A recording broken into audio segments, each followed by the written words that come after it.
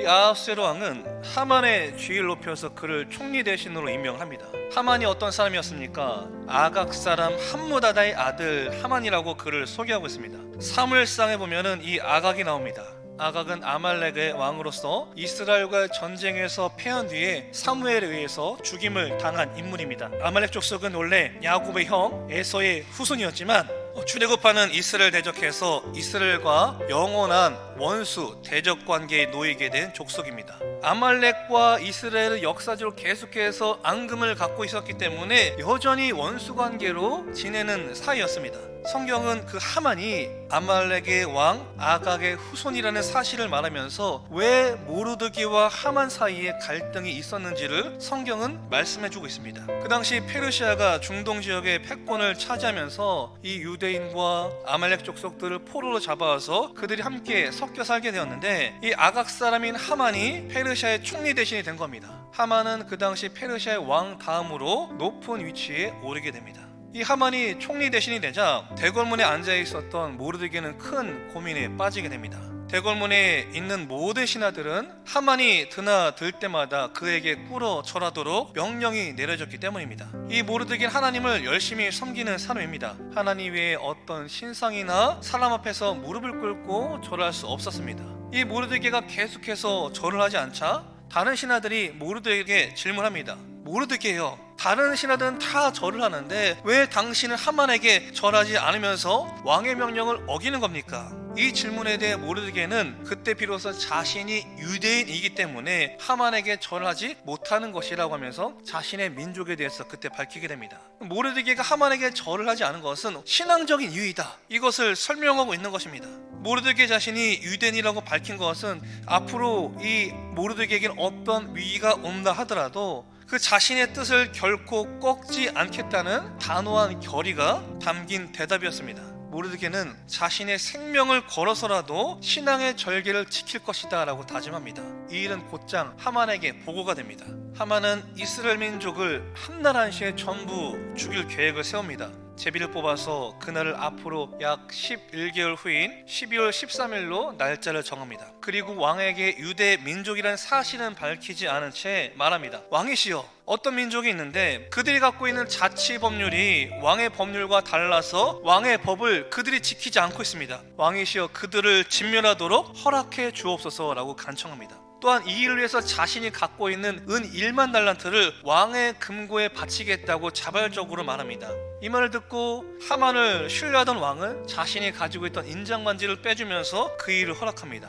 잠깐 무릎 꿇고 하만에게 절을 하면 되는데 그 절을 하지 않아서 모르드게 한 사람으로 인해서 민족 전체가 멸절당할 위기에 처하게 되었습니다. 우리는 과연 그런 모르드게를 지혜로운 사람이라고 말할 수 있습니까? 여기서 우리는 하나님과 관계 맺는 방식과 사람들과 관계 맺는 방식이 달라야 한다는 것을 배워야 합니다.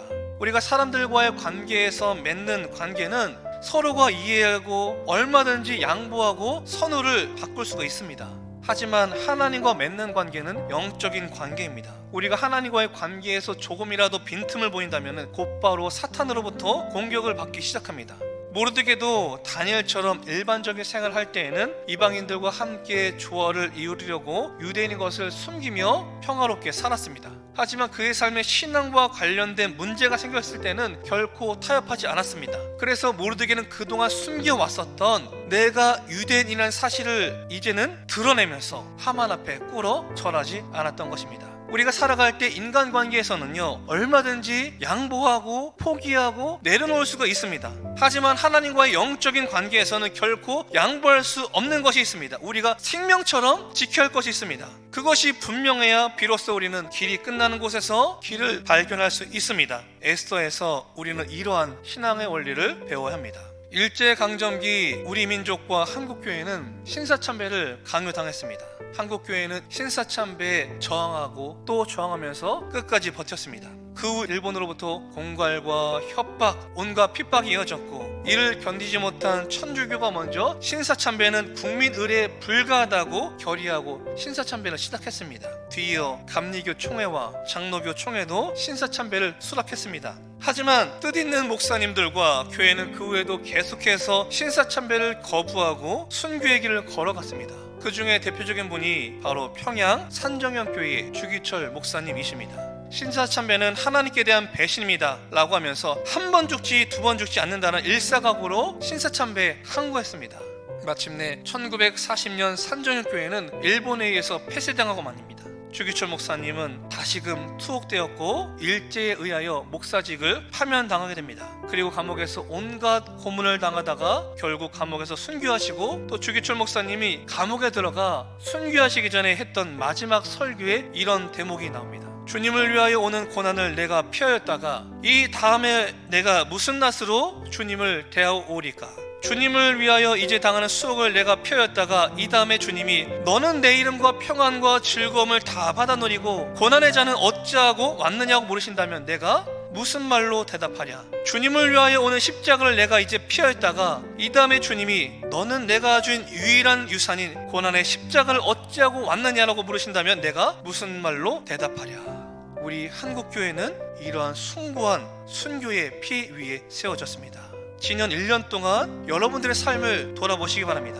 혹시 하나님과의 관계에 선명하지 못한 적이 있으시진 않으십니까? 그렇다면 이 시간 주님 앞에 나아가서 회개하며 다시금 하나님과의 관계를 선명하게 세워서 하나님께 기쁨 가운데 영광 가운데 나아가시는 저와 여러분 되시길 주의 이름으로 축원합니다.